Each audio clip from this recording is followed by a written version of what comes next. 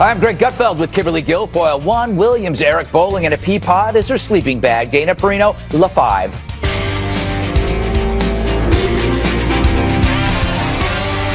I eat there all the time. Welcome back to the latest episode of... Oh my God. Yes, it was Rachel Maddow's Y2K. As we sit on the brink of a nuclear showdown with North Korea, this manic mouthpiece fixates on a 12-year-old tax return belonging to Trump, and boy, did she sell it like a timeshare in a Florida swamp. It was ShamWow meets Shark Tank without the charm and twice as smug. Oh my God. It's been a little bit of a hullabaloo around here this evening. I apologize for being a little flustered. People literally were tweeting at me, "Shut up, get to Rachel." We've got some significant breaking news tonight. Donald Trump's tax returns have surfaced, at least a portion of Donald Trump's past tax returns.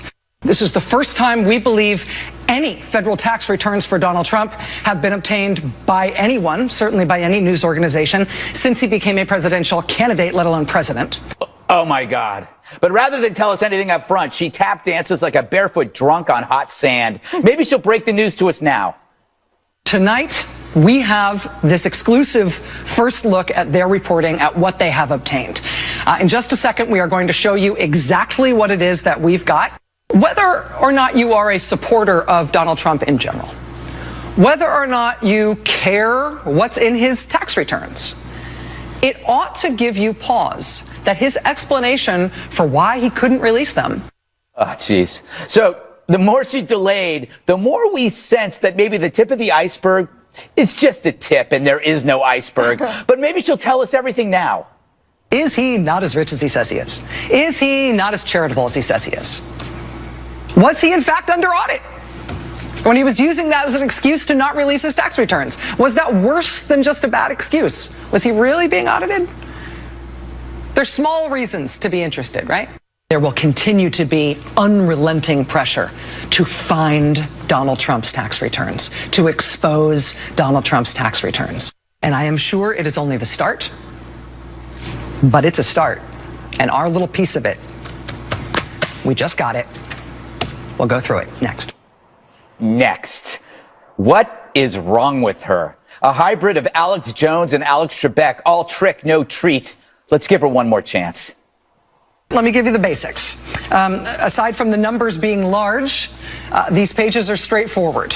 He paid $38 million, looks like $38 million in taxes. He took a big write-down of $103 million. More on that later.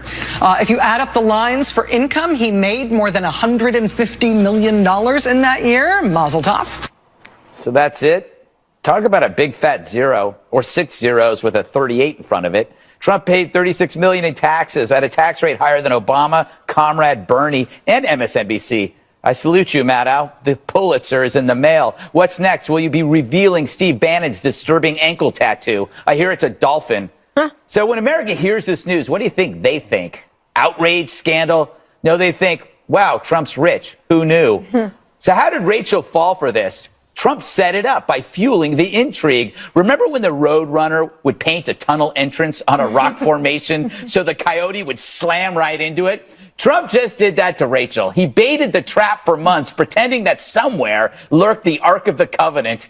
And now MSNBC has to peel Rachel and her smirk off that stone wall. Trump wins again by the left simply losing their minds and their ethics and their dignity and their self-control. It was awesome. So, Eric. Thank you. Thank you for coming to me first. Do you think she was right to milk this for all it's worth? I think she did what she does. She was milking it. She was, as media called, she trolled everybody. Yeah. But it was hyped. I'll be honest with you. I tuned right in, at the top of the show, and I was waiting, The problem is she sold it as historically unprecedented, yes. Right? And then we get this, and in the aftermath, it's been compared to the Oscar fail by Warren Beatty. It's been compared to Steve Harvey's Miss Universe. It's been called a televised suicide career. Man. But if you look at it this way, she made the story from Donald Trump's tax returns to Rachel Maddow's massive fail. Right. The question is, was this an exquisite setup by Donald Trump? Mm-hmm. Because when you really take the tax return apart, It's great for him. Yeah. He paid 25%, a rate of 25% federally. That's not state. That's not local. That's massive tax burden. Higher than Barack Obama paid, higher than Mitt Romney paid, higher, as you point out, than Bernie Sanders, higher than anyone. And you have to say, if it is, like you said, did Trump just paint the tunnel in the front of a rock formation? It feels like it, seems like it. I was waiting to see what the left would do, or I was waiting to see what the rest of the MSNBC crowd would do. So I got up early and I watched my friend Morning Joe. Yeah. He took the day off. So, Scarborough, good job. If you're ever going to take a day off, take this morning off. He was under his covers in his Snuggie. Exactly. Kimberly, I felt bad for Geraldo because he started trending immediately. Because of Capone. They kept comparing it to the vault, and I'm going like, maybe Geraldo finally can lose the vault. It's now Maddo's returns. People were writing that on Twitter, so I was live for this national massacre. I don't know what was going on. So they said, run upstairs, downstairs, doing O'Reilly with Dana. They said, go up and do Tucker. So I sat there with one earpiece and listening to her, one earpiece listening for like the big reveal. And all my texts. And Dana's text back and forth, and we were just like cracking up. And then just waiting for it, I'm like, wow, so this is a Fox News alert. Donald Trump is really rich. I mean, I'm like, he wins again. And so then the guy that came on that was like, hey, I didn't do anything wrong. Somebody just stuck it in my box. I'm like, okay, that's like, who has like a box anyway? You mean your email? Like, how did this happen? So then he says, well, maybe it was Donald Trump who did this. Yes. He said, and he also may have leaked the nude photos of his wife to the Post. So that was the big breaking news on Rachel's show. I was like, wow, this is unbelievable to me. I loved it. Dana, she seemed a bit frazzled, and I'm wondering if as it was moving forward, she realized she didn't have anything. Yeah, and she started I got that sense. Yeah. I had never actually watched her show. Yeah. I had actually never watched an entire 30 minutes. We got to 9:38. Yeah. And Peter's like, can we go? He'd had and enough. Jasper's like, well, we got to get out of here, Mom. She really knows how to bury the lead. And you did get a sense that as she's doing, she's like, maybe no, it's not going to be that big a deal. Yeah. And but here's the thing. If the tax returns had been mailed to somebody here, right, we'd have done the story. It might have looked a lot different. Would we have hyped it? I don't know. Maybe not as much. But, people in show business do this kind of thing. I don't think that any... Yeah, but you could sense at the beginning that it was going bad. It's poorly. Because they had overhyped it so much that it was like... Wouldn't you have... You're an editor. Would you, in your former life as magazine editor, yes. would you have led with the number? Yes. Yeah. I said, look, and then I would have laughed about it. I don't know.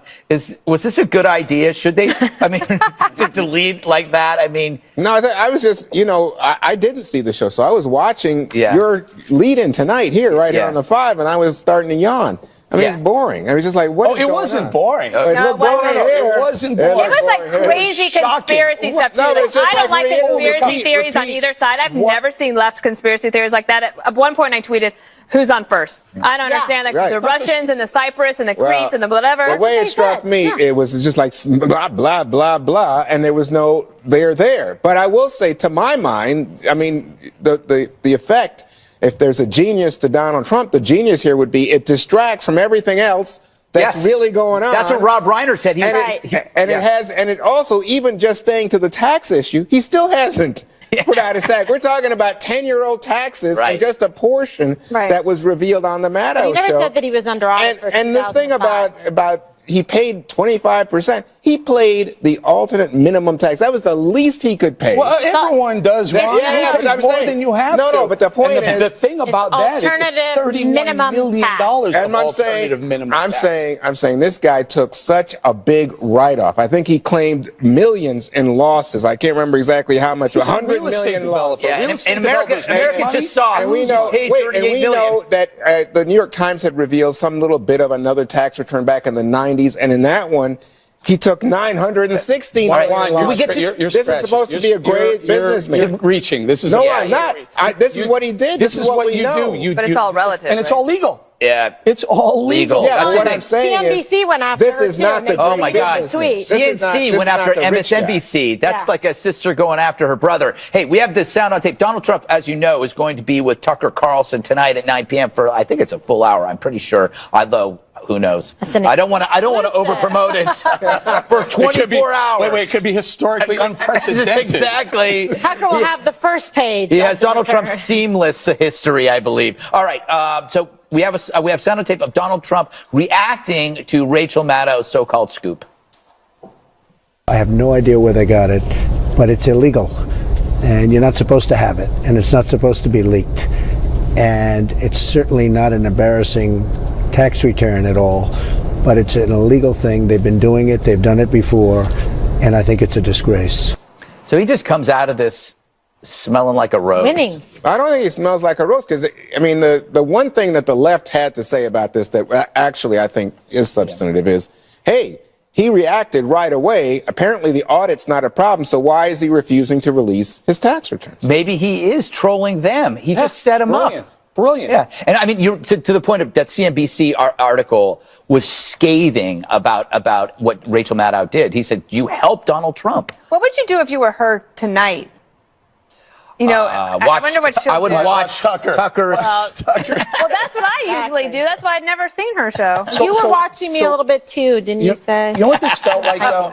Yeah, we went in the break. So rather than in her A block, she came out and she didn't show the first page, basically the money shot. She didn't show it right away. What she did was she took you through these conspiracy theories that Dana referenced. Stand it. Through, you know, he bought a home, he sold it, but the person he sold it to was Russian. A Russian oligarch. Trigger word. And then they start trying to pull at these strings that, frankly, had no substance. I mean, I've done this for years. But that's how I feel about conspiracies on the right, too. I think I hear something. But it must be the wire in my head. They don't. If you listen to everything she said with this banker, with Kelly, brought Kellyanne Conway into this in the A block, and Wilbur Ross. Before they even tell you what the numbers are, it felt like someone had pulled her aside and said, "Hey, by the way, these aren't really bad numbers." And in between her getting the numbers and tweeting about it. She had to write all that stuff. She needed I did have a little flashback. When I worked at the Justice Department as a spokesperson there, I was assigned to the tax division as one of the divisions I had to do this answer press calls for. And David K. Johnston would call all the time. The guy is a reporter who knows every inch of the tax code.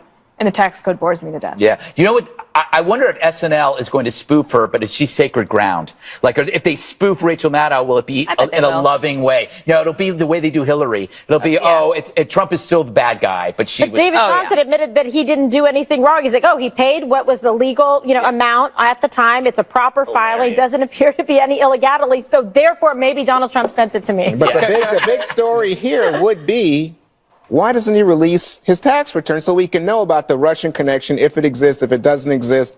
And the audit is not a problem. Come on, Donald Trump, do it, baby. Put it out there. Two things very quickly. David K. Johnson, the reporter that they had on, also wrote a book last year calling an anti-Trump book. I think at one point he calls him Carnival Bark or something. So he had a motivation in doing it. And number two, all these people, even my friend Mark Cuban, who says Trump's not a real billionaire. Well, if you make $150 million after taxes, after write-offs in a year, I'm guessing he's a real billionaire. Yeah.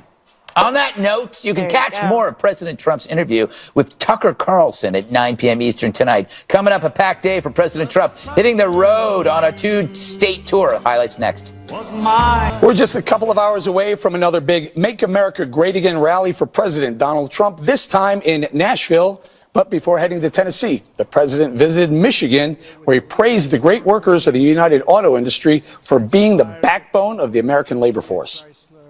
America will be respected again, and you as workers will be respected again. I ask you today to join me in daring to believe that this facility, this city, and this nation will once again shine with industrial might. I'm asking you to place your faith in the American worker and these great American companies. May God bless the American worker. So guess who attended the Michigan event today? The U.S. car company CEOs, but also the unions. Trump has a never-before-seen way before to bring both groups to the table. The result?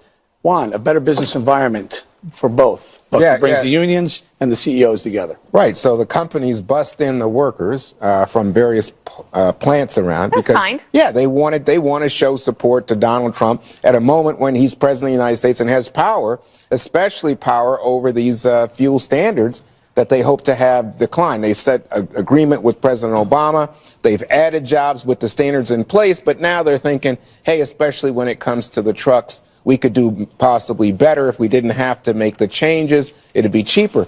So, yeah, there were union people there. Dana, we heard things that I think both the CEOs and the union workers could bite into, sink their teeth into. Well, sure. Well, and it actually, they are united in terms of wanting to make sure that their companies are successful. So I think that made a lot of sense. I do think that the policy element of this is really interesting and something that is getting, he's in his element there. And so they're loving it, and that's great. But the policy development of trying to say, let's step away from these Obama standards, it wasn't just from an environmental standpoint, it's a safety standpoint as well. So the car companies saying, the more you try to push us in this direction to increase miles per gallon standards, and the physics just aren't there to uphold safety standards that we all want in our country as well. I think that actually didn't get as much attention as it maybe should have. KG, he's going to head to Nashville, Tennessee tonight. I think he's going to talk healthcare there. Yeah, well, listen, this is what he needs to do. Nobody sells things better than Donald Trump, right? I mean, he was able to sell himself and connect with the movement that was powerful and took him straight into the White House.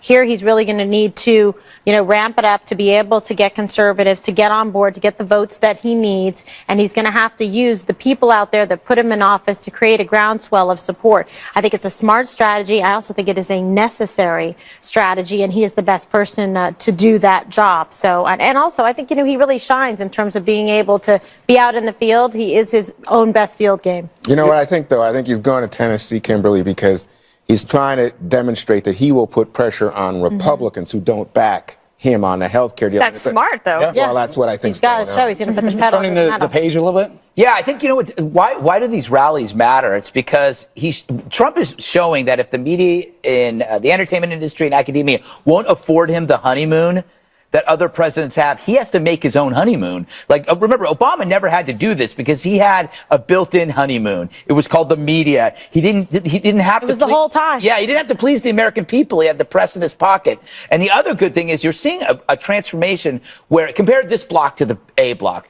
This is about fun, and the A block was about fear. So Trump makes the opposition scream and panic. Meanwhile, the Republican Party, for once, is having fun. So one side is fun and the other side is fear. Yes, because Juan, in this case, look, typically a Republican president would go in there and he would be loved by the CEOs and hated by the United Auto Workers. Then a Democrat would go in and be loved by the United Auto Workers and disliked by the CEOs. Here's a guy who can go in there and be liked by both. I do believe that President Obama went in there and not only got GM and Chrysler out of bankruptcy, so he was loved by the CEOs. He was also loved by the workers. Well, and the don't auto forget, workers got the deal. Shareholders I'm just telling you, didn't. the CEO, he saved their hide, and the unions added jobs. How about the people who were behind the CEOs, the investors who got smoked in the auto bailout? How do they get smoked? Bondholders got destroyed. No, they got a lower they got destroyed. They got what they call a haircut. I think that's the language. No. Yeah, they got a serious cut. Serious. A serious cut. But guess what? In terms of the CEOs and the workers, they made out. I mean, the bigger problem here, I think, for Donald Trump are things like promising, oh yeah, we're going to build a pipeline. We're going to do it with U.S. Steel. Hold on. No. We're not going to. You don't have to use U.S. Steel. It's the same thing with the coal miners. Oh, yeah, we're going to go in there. We're going to return your jobs, coal workers. Meet Greg Gutfeld and automation coal miners.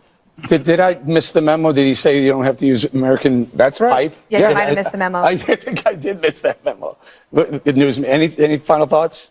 I would say that presidents that go out and try to campaign for their policies are making good choices. And interestingly, President Obama gave 58 speeches on Obamacare the year before it passed. So he had to get out there as well and try to sell it. Though the media might have helped him, but he still had to lean on those members of Congress in order to get the votes. And celebrities. Bush had to do it in 2001 in order to get the Bush tax cuts. He tried in 2005 on Social Security, and the members weren't there. And so President Trump has to keep these members all together, and pressure on them, I think, is smart. Okay. At this point. We'll leave it right there. Next, are Democrats becoming a party of extremists? The alt-left, the deep state, that and more details on the left's so-called resistance when we come right back. I feel like we're in. Are Democrats becoming a party of extremists? Yes. Well, according to an article in Politico, they just might be. Quote, in the nearly 2 months since President Donald Trump was sworn in, a self-described resistance has emerged at mass marches, energetic protests, and raucous town halls from coast to coast. Will the resistance become the left's counterpart to the right-wing Tea Party? The resistance is starting to force the Democratic Party toward its extremes and away from long-held norms of bipartisan give and take. Need more convincing? Here are some examples of the hysteria from the left. I think that if we do the investigations, that we will find the connections, and I do think that impeachment will be necessary. We're at a time of increased fear in our country. Because of Donald Trump? There is something seriously wrong when mendacity has become the norm. There is something seriously wrong when law-abiding citizens are afraid to leave their home. There is something seriously wrong when hate crimes are surging. What has he created? He's created nothing except chaos. Scum. All right, what a hit parade that was. Okay, so if only that was recorded. Okay, Greg, care to repeat what you just said? I was talking about a certain person that betrayed a friend. Cory Booker betrayed Jeff Sessions when Jeff Sessions was up and actually tried to stop him after claiming he respected him. So I have no respect for Cory Booker. And I added that to what end, because he was going to get confirmed anyway. And he was co-sponsoring a bill with Sessions. Yeah, it was just disgusting. But you know what? I added it was inexcusable. But let me get to an extremist is someone who recasts violence as protest. And that's what you're seeing right now, that somehow the same people who think words are harmful are now making an excuse for physical violence, as we've seen at various colleges where a professor is sent to the hospital with a sprained neck. And this all starts with the antipathy towards civil society.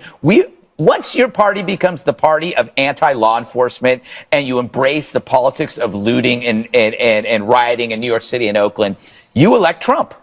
Because Trump became the law and order president. So it's on you. The more extreme you get, the more the Republicans win. Can I just add, though, that you can keep that extremist group small if you don't give them any fuel. Yeah. And this Obamacare debate is unfortunately, Ryan Care debate is giving the extremists. You just got off your talking point. Well, no, but here's the thing. So these town halls, right? They're organic, they're real, but they would die if the Republicans came with something that was better than Obamacare. But what they're basically doing is they're giving the extremist left the same thing you gave the Tea Party, something to fight for. Right? That's what those town halls were for in 2009, 2010, and that's why the House flipped. Take that out. Get that fuel out there. Douse that fire with some good, real conservative health care. But they're going to protest more conservative. I don't think they will. Yeah. If it works, if it brings their prices down, at some point they're going to go, wow, I have a better insurance bill now than I did before. I'm not going to protest this. But right now, that's not the case. So, Dana, what do you think? Is it the counterpart to the Tea Party? Well, it depends on if they can channel something into policy rather than just the personal. So they can't stand the person who became president, and they haven't been able to rally around one specific policy. So like the Tea Party was really focused on Obamacare, and there's lots of other reasons for that group coming together, but that was their focus. They weren't successful in denying its passage, but no Republican voted for it, and I think that was important. But you also really see this in academia. And even the left is concerned. So the elder statesmen of the Democrats are concerned that they are just ruining their opportunity to have a seat at the policy debate because they're so crazed with anger that they can't funnel it into something productive. Juan, when you see the people that have become sort of the face and the branding of the left, of the Democratic Party, you saw in that clip there, Maxine Waters and Nancy Pelosi and Chuck Schumer and Cory Booker. I mean, what does this give you cause for concern for your party? No, I mean, those are good people. I like those people. I mean, the problem that exists now is so similar to, I think, what Republicans went through with the Tea Party, in that, you know, if you ask John Boehner, if you ask Eric Cantor about the Tea Party initially, oh, yeah, we can deal with it. You know, we like it. They're galvanizing opposition to Obama, opposition to the Democrats. We won back the House. We won back the Senate. But pretty soon, oh, my gosh, they're overrunning the party's generals. But Juan, yeah. They aren't beating people up. They aren't destroying property. No, they aren't threatening. They aren't threatening people's lives. I mean, I know. I remember everything about the Tea Party. Okay, well, because I was obsessed with it. The charges were that they were, spitting on people. They didn't touch anybody. I don't know. They didn't touch anybody. But I'm saying you can't find it. No, I'm just telling you that is what the charge was against the Tea Party back then. But they couldn't. They had signs. They said they were misreported it. Remember MSNBC? You are just being defensive. No, I'm actually being honest. I don't think this. Okay, bring the evidence tomorrow. I'm not. I'm just saying. People say this. I don't. If you can say Occupy Wall Street, you want to say Occupy Wall Street and get those who assaulted people. I'm talking about these people who are right in now public. They were radicals. I'm saying these people who are upset about Trump and who I think are creating a Tea Party-like political mechanism on the left. And the question is, can they help Democrats actually win seats? Because whether you like the Tea Party, the right or not, the Tea Party, the right, actually helped politically in terms of the results. Republicans to win seats. Because President Obama lost big time in 2010. Nobody in the Tea Party would tell women to sit home. To go home as a form of protest, a one-sided holiday. Nobody on the Tea Party would do that. That's extreme. Telling half of the population not to go to work and jeopardize their careers. The Tea Party wouldn't have flipped the House if their sole mission was, we don't like Obama. Right. They had the fuel. They had the vehicle to do it with Obama. And the left tried to paint them as being just against Obama. Right, but we knew it was all about the policy, and now you can't give the left wing. What do you call it? The coffee? The opposite of the Tea Party. They're making the left you call it the Pea Party because all they do is pee. Exactly, the Pea Party. Well, don't give them the vehicle. Well, they have the vehicle now. It's too late. They've gone too far for the left. No, they'll crash the vehicle. They'll climb on top of it. I'm about to crash this commercial break. Directly ahead, FBI Director James Comey meets with lawmakers about Russia's alleged interference in the election and the president's wiretap claims. Latest next. New developments on President Trump's wiretapping allegations. Leaders of the House Intelligence Committee say they've seen no evidence that President Obama ordered wiretaps on Trump Tower during the presidential campaign. The committee is investigating the wiretapping charge as part of its probe into Russia's alleged meddling in the election. We don't have any evidence that took place. I don't think there was an actual tap of Trump Tower. Thus far, we have seen no basis for that whatsoever. President Obama wouldn't physically go over and wiretap Trump Tower, so now you have to decide, as I mentioned to you last week, are you going to take the tweets literally? And if you are, then clearly the president was wrong. But if you're not going to take the tweets literally, and if there's a concern that the president has about other people, other surveillance activities, looking at him or his associates, either appropriately or inappropriately, we want to find that out. But President Trump is sticking by his wiretapping claim. But wiretap covers a lot of different things. I think you're going to find some very interesting items coming to the forefront over the next 2 weeks. Meanwhile, FBI Director James Comey will testify before the House Intelligence Committee on Monday. Also, Comey is reportedly expected to reveal whether there's a criminal investigation into potential Trump campaign ties to Russia, perhaps as early as today. Greg, as soon as I heard the president say that we might hear more in 2 weeks, I thought, oh no. That means that the media will chase it for another 2 weeks. By the way, you look great in white today. See? Oh, thanks. Yeah, remember? Because you wore white yesterday, and I said you wore white, and you were upset. No. Oh, that's cool. No, that's actually not what. That's exactly what happened. You cried during the break, and it was embarrassing. Look, I wish I could cry because my dry eyes are bugging me. See, she's crying about her eyes.